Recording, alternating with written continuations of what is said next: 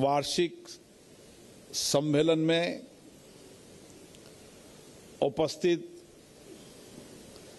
देश भर के सभी चिकित्सकों का मैं राजस्थान की धरती पर स्वागत करता हूं, अभिनंदन करता हूं,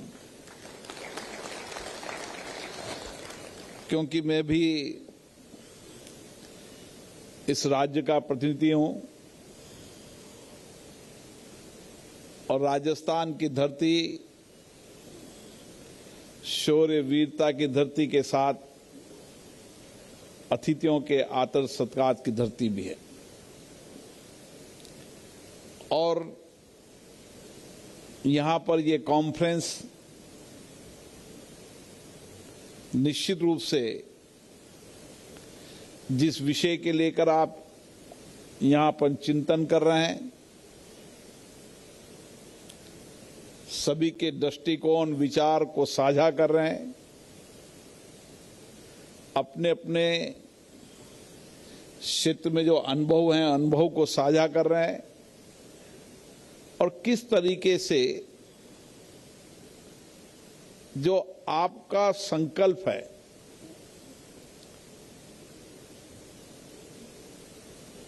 जो आपका ध्येय है कि हम अधिकतम लोगों की जिंदगियों को बचा सकें। और एक चिकित्सक अपने विचार में, अपने चिंतन में, अपने कार्य पद्धति में, अपने नए रिसर्च के अंदर हमेशा इस भाव से काम करता है कि मैं अधिकतम व्यक्तियों को अपनी चिकित्सा के अनुभवों के लाभ से उनको स्वस्थ भी कर रखूं और उनकी जिंदगियों को बेहतर करने का भी काम करूं। यही लक्ष्य और यही संकल्प आज भी भारत के अंदर चिकित्सकों के प्रति अति सम्मानीय है।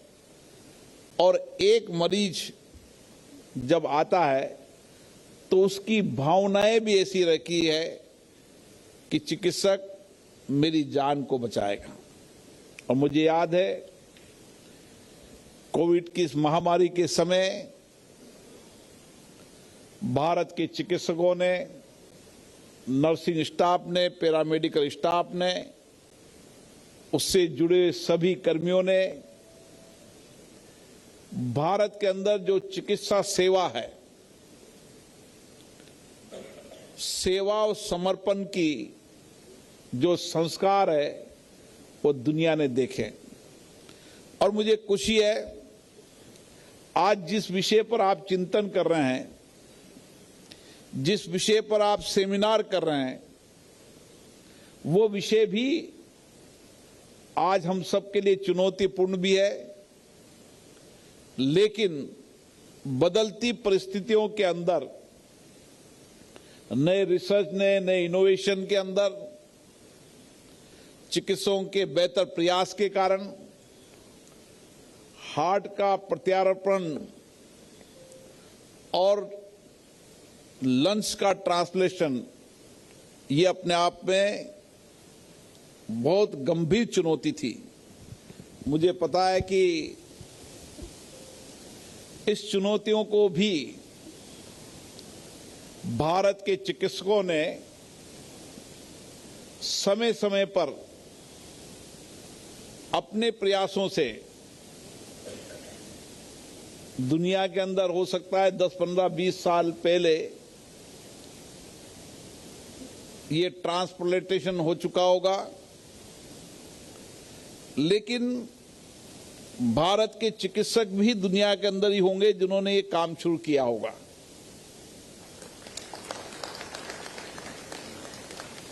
कुछ इंफ्रास्ट्रक्चर, कुछ टेक्नोलॉजी, कुछ संसाधनों का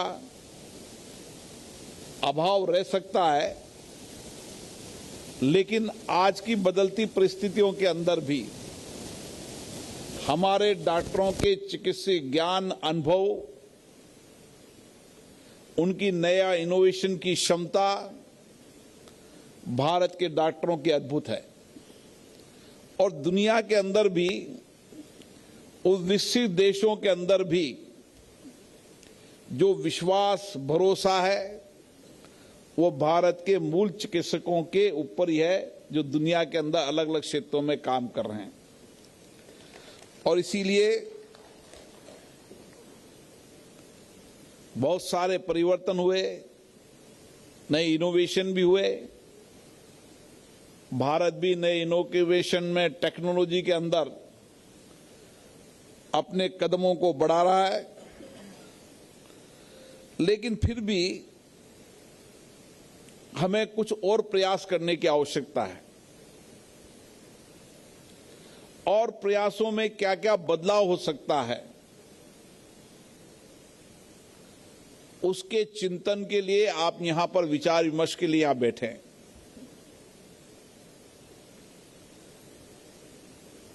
इसीलिए यह भी लोकतांत्रिक पद्धति है। लोकतंत्र के अंदर लोकमत का आना, विचारों का अनुभवों का साझा करना, दृष्टिकोणों का साझा करना और जो कुछ भी हमने सीखा है उसको किस तरीके से ऐसी सेमिनार में बैठकर अनुभवों को हम साझा कर सकें। और इसीलिए चुनौतियां हैं, लेकिन चुनौतियों को दूर करने के लिए आपके प्रयास लगातार होते रहते हैं, क्योंकि समय बदलते समय बहुत सारी चुनौतियों का समाधान समय समय पर हुआ है। और चुनौतियां, सबसे ज्यादा चुनौती आज भी अंग डोनेशन की है। हमारे डॉक्टर आज भी किसी भी विपरीत परिस्थितियों के अंदर, संसाधनों के अभाव होने के बाद भी उनकी कोशिश रहती है कि चाहे हार्ट का हो चाहे लंग्स का हो, हम जो बेहतर हमारी बौद्धिक क्षमता, जो अनुभव है, उसके माध्यम से व्यक्ति को जीवित भी रखें और लंबे समय तक वो अपनी जिंदगी को जी भी सके। लेकिन इसके लिए सबसे ज्यादा चुनौती भारत में है, जो डॉक्टर अनिल कुमार ने भी अपने विचारों में बताई है, कि जागरूकता की। समय परिस्थितियों के अनुसार समय समय में भारत में भी परिवर्तन हुए हैं। ब्लड डोनेशन से मैं मेरी राजनीतिक जीवन में देख रहा हूं, एक समय ऐसा भी मैंने देखा है, अभी का समय, जब इस देश में लोग खून देते हुए डरते थे और खून भी देते हुए डरते थे, और कुछ लोग अपना खून देकर 2 टाइम की रोटी का इंतजाम करते थे। आज समय देखिए, देश के अंदर 18, 19, 20 साल का नौजवान ब्लड देने के लिए भी 2 घंटे 3 घंटे लाइन में देकर रक्तदान दे रहा है। ये परिवर्तन मैंने अभी इस 30 साल की इस सामाजिक राजनीतिक जीवन में परिवर्तन होता देखा। और अंगदान तो बहुत कठिन था।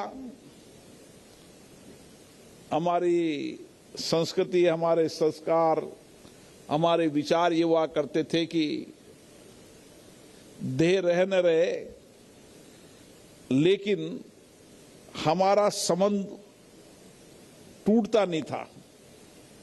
और स्वाभाविक है, अलग अलग देश की अलग अलग परिस्थितियां रहती है। कुछ लोगों के जिंदे रहते संबंधों को टूट जाते थे, टूटन ज्यादा होती थी, रिश्ते कमजोर हुआ करते थे, कुटुंब की संस्कृति संस्कार कम थे। हमारे देश में कुटुंब और परिवार की संस्कृति संस्कार शुरू से रहे, इसलिए देह त्याग होने के बाद भी हमारी उसके साथ निकटता या उसके रिश्ते टूटते नहीं थे। और यही कारण था कि कुछ भी परिस्थितियां हो, लेकिन उस समय की हालातों में अंगदान करना तो बहुत कठिन था, और वह भी जब व्यक्ति वेंटिलेटर पर हो, कुछ आस जगी हो, तो हमारा विश्वास हमेशा भगवान पर रहा कि हो सकता है कि कुछ चमत्कार हो जाए और चमत्कार से बच जाए। डॉक्टर के सब कुछ कहने के बाद भी डॉक्टर भी कुछ पर्दों में बात करना पड़ता था, एकदम स्वाभाविक रूप से कठिन में नहीं कहते थे। लेकिन अब कुछ चीजों में परिवर्तन हुआ है, लेकिन सही बात है कि इस चुनौतियों से हमें जल्दी लड़ना पड़ेगा। हमें बहुत लंबा इंतजार नहीं करना चाहिए।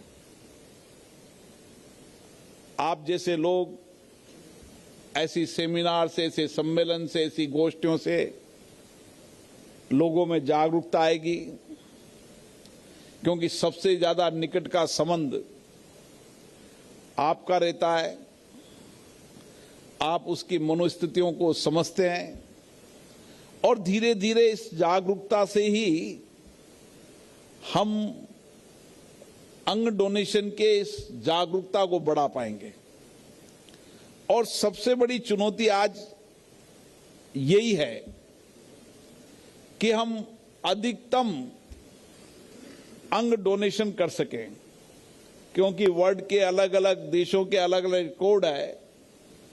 किसी देश का ये भी रिकॉर्ड है कि 10 लाख में से 36% तक लोग ये अंग डोनेशन देने की साहस रखते हैं। ये समय आएगा, भारत में भी परिवर्तन का होगा, और निश्चित रूप से आपके प्रयास इसके लिए महत्वपूर्ण है। और इसीलिए हम इस विशाल देश के अंदर बीमारियां भी ज्यादा है, अभी भी जानकारियों का अभाव भी है। बीमारियों के रोकथाम के लिए हम प्रयास कर रहे हैं, धीरे धीरे परिणाम आ रहे हैं, और धीरे धीरे भारत के अंदर चिकित्सा व्यवस्था के अंदर बहुत बड़ा परिवर्तन कोविड के बाद भी आया है। मैं डॉक्टर वीरेंद्र सिंह जी से भी बात कर रहा था। जब कोविड नहीं आया था तो ऑक्सीमीटर क्या है ये कोई गांव का व्यक्ति नहीं जानता था।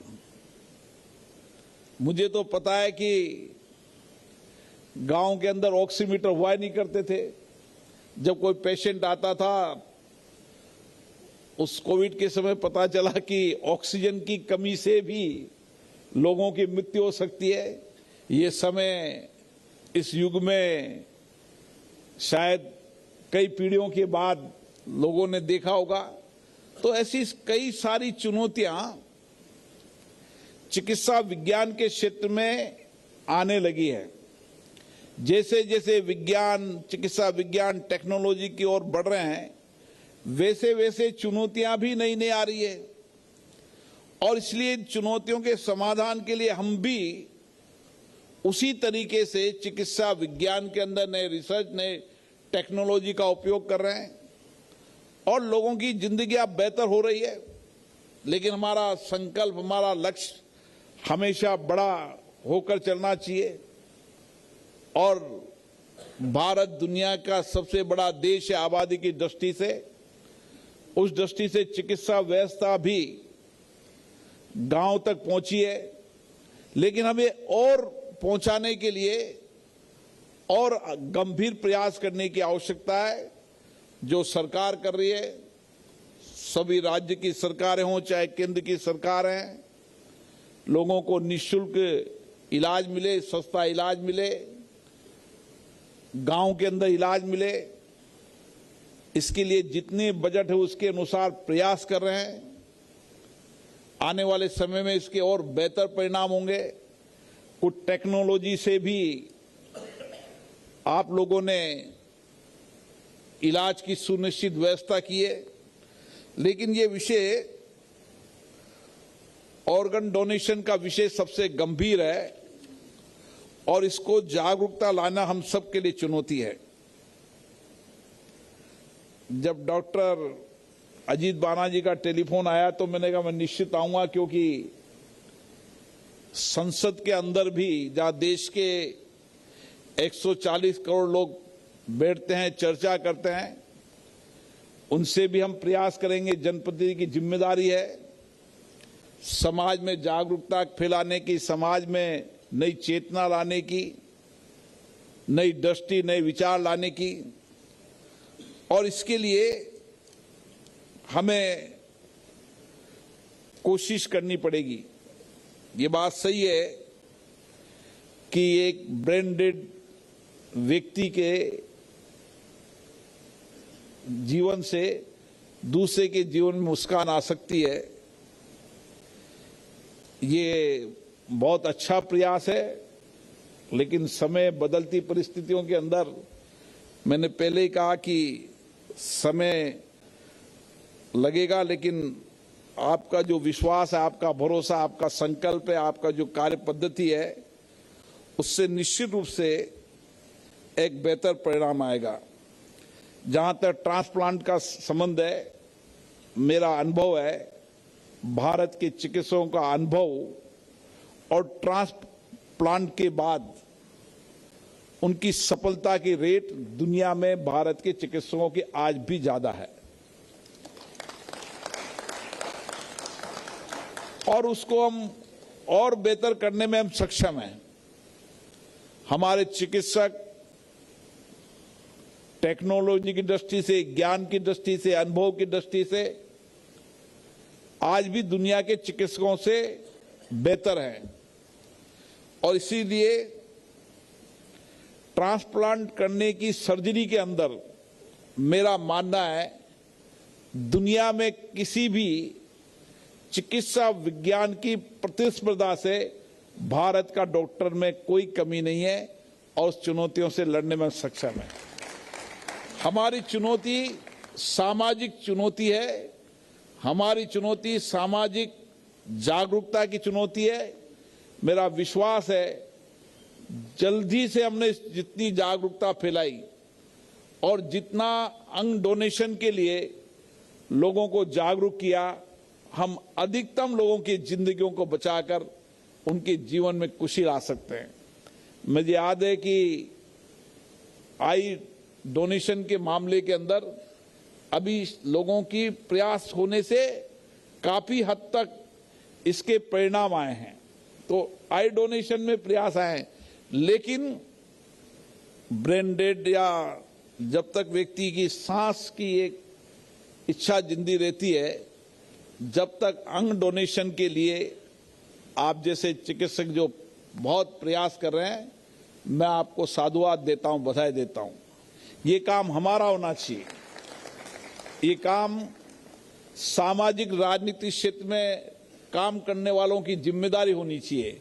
लेकिन मुझे खुशी है कि आप लोग इस जिम्मेदारी को निभा रहे हैं, इसके लिए चिंतन मनन कर रहे हैं राजस्थान की राजधानी जयपुर के अंदर, और मुझे लगता है कि आपके प्रयास में सफलता मिलेगी और देश के अंदर आने वाले समय में अंग डोनेशन के बेहतर परिणाम आएंगे।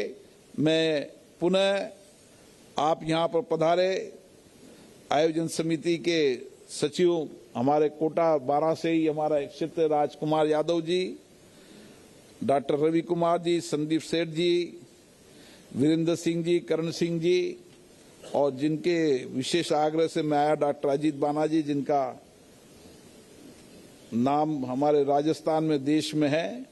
और मुझे प्रसन्नता है कि हमारे डॉक्टर जितने भी डॉक्टर हैं उन्होंने अपने बेहतर प्रयासों से, अपने नए इनोवेशन से, अपनी बेस्ट प्रैक्टिस से भारत का गौरव बढ़ाया है।